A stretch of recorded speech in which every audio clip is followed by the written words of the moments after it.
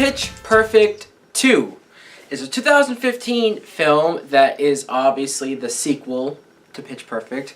This movie is directed by Elizabeth Banks, which I was very surprised to see that because I didn't even know that she was a director. But the plot, it's fairly simple. You see the Bellas, for the most part the same group from the first movie.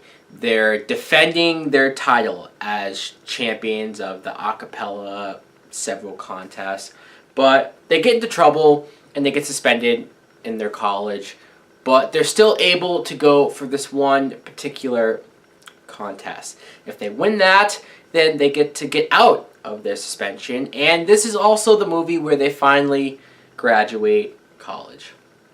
Now, what I thought of this film was, I liked it. I did. Did I like it as much as the first Pitch Perfect movie? No. And it might have something to do with the fact that the very first time I saw the first movie, I sort of just randomly saw it just because I wasn't expecting much out of it. And it surprised me. I really liked it. So here, expectations might be a little higher.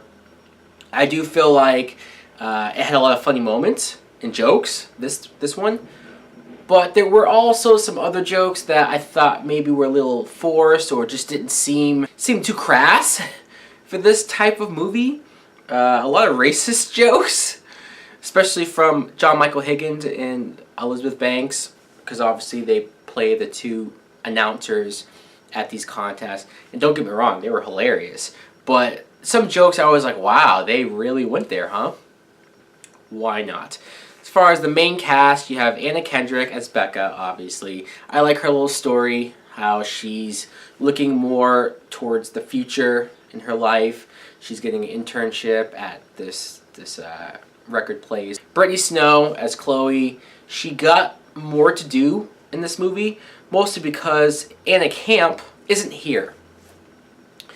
Or at least she's not here for the majority of the movie. She does show up, thankfully. A lot of the Bella group, there was just so many new girls, and they don't really ever bother telling us who they are. They're just kind of there. But the one new girl that they did point out, she had her own story, was played by Haley Steinfeld, who I guess is from the Disney Channel. She was fine here. I liked her. She's likable. She could sing. One other girl, new girl in the group, was the Spanish girl who, I'm not going to say she never made me laugh, but she was getting a little annoying. I don't know if it was how thick her accent was or the fact that mostly every joke that she told had something to do with the fact of her crossing the border or her not expecting to live much longer because she's illegal. And I just said, okay, like, do we have to go there every single time? Rebel Wilson as Fat Amy, of course, I find her funny.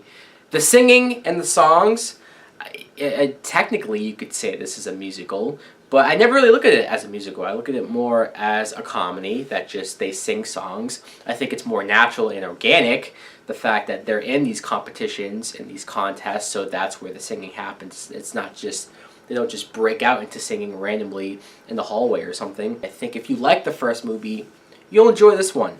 So my rating for Pitch Perfect 2, matinee.